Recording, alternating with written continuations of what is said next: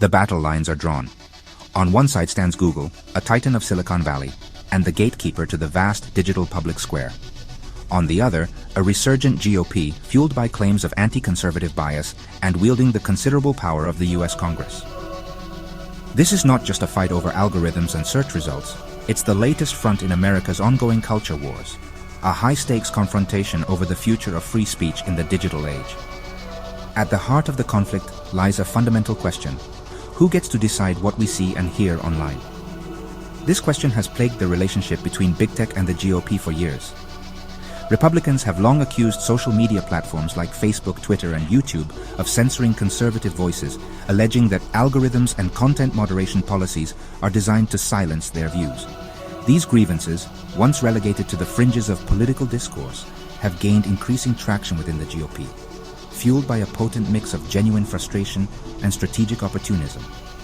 The result is a full-blown offensive against Google, a company long seen as a bastion of liberal Silicon Valley. This campaign against Google is not without precedent.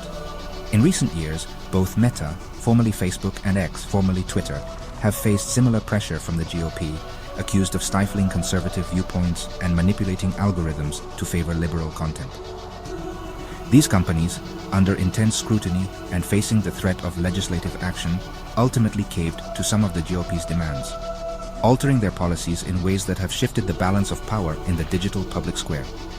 Now, with Meta and X having made concessions, the GOP has set its sights on Google, determined to reshape the tech giant's content moderation policies in its image.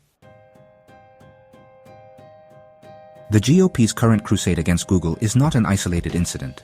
It's the culmination of years of simmering resentment and distrust towards big tech.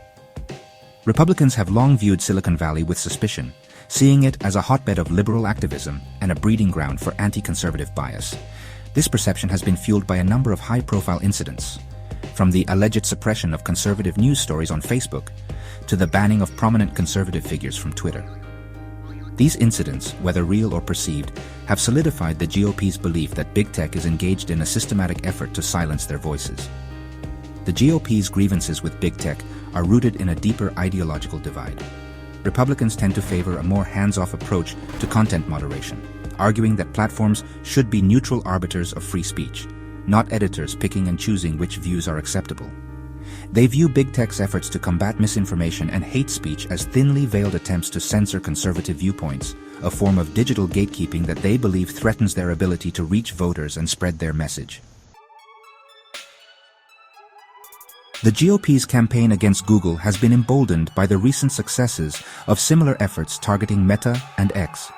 In the face of relentless pressure from Republican lawmakers, both companies have made significant concessions, altering their content moderation policies in ways that have appeased some of their critics.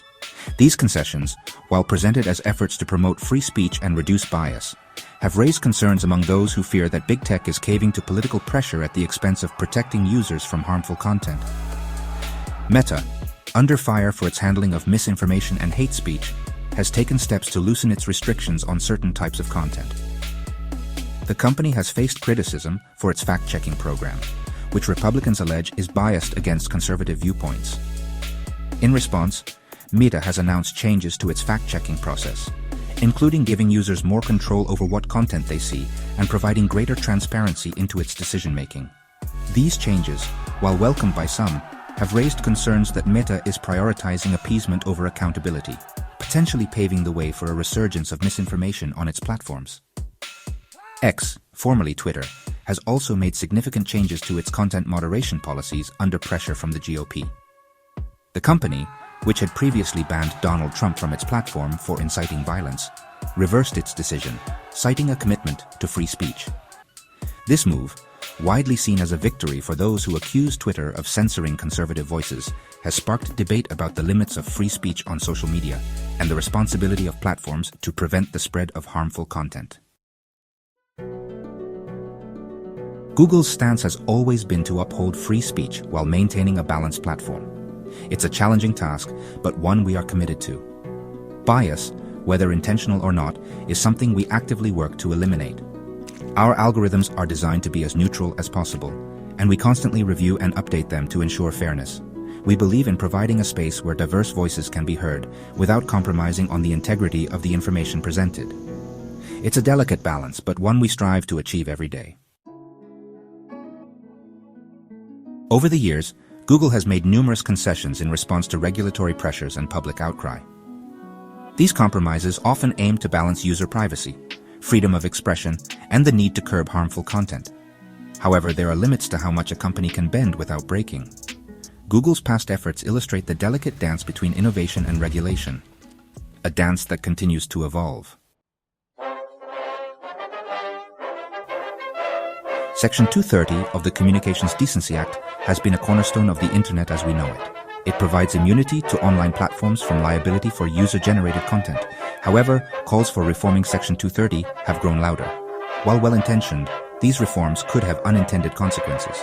They could stifle innovation, limit free speech, and place an overwhelming burden on platforms to police content. The debate over Section 230 is far from settled, and its outcome will shape the future of online discourse. Content moderation is a complex and often thankless task. It involves making difficult decisions about what stays up and what comes down. These decisions can have far-reaching implications for free speech, public safety, and the overall health of the online ecosystem. Google employs a combination of automated systems and human reviewers to tackle this challenge. Yet despite these efforts, the task remains daunting. The complexities of online content moderation require a nuanced approach, one that balances competing interests and adapts to an ever-changing digital landscape. The GOP's campaign against Google highlights the high stakes involved in the regulation of tech giants. Accusations of bias, censorship, and unfair practices have fueled a political firestorm. For Google, the stakes are enormous. The company's ability to innovate, maintain user trust, and operate freely in the market could be significantly impacted. As the political landscape shifts, Google must navigate these challenges carefully, balancing its business interests with the broader societal implications of its actions.